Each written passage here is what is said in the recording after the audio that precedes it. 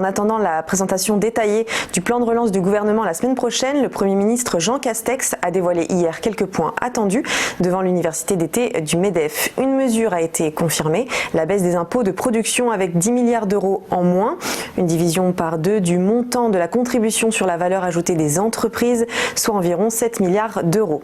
Concernant le durcissement du dispositif de chômage partiel, il sera repoussé d'un mois, permettant aux entreprises d'être remboursées à 85% de ce qu'elles versent à leurs salariés, un peu plus longtemps alors qu'on avait annoncé que ce taux allait passer à 60% au 1er octobre. Selon Jean Castex, l'effet sur la dette du plan de relance de 100 milliards sera effacé d'ici à 2025. Dans cette crise du coronavirus, on parle rarement de ce pays pourtant très impacté dans le secteur du travail, c'est l'Inde. Depuis le début de la pandémie, on estime à 19 millions d'emplois salariés perdus, soit une baisse de 22%. La crise humanitaire s'est jouée surtout pour les petits commerçants, travailleurs journaliers, marchands ambulants qui se sont retrouvés sans aucune source de revenus. C'est la classe moyenne, auparavant moteur de la croissance, qui a été directement touchée.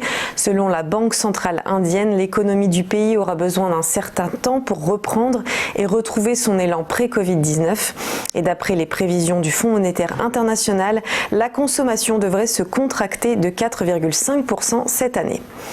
Enfin, hier, je vous parlais de l'impact de cette crise sur l'industrie cinématographique, mais qu'en est-il des radios? Elles aussi ont été plombées par le Covid-19. Pourtant, certaines affirment avoir enregistré une bonne saison estivale côté publicité.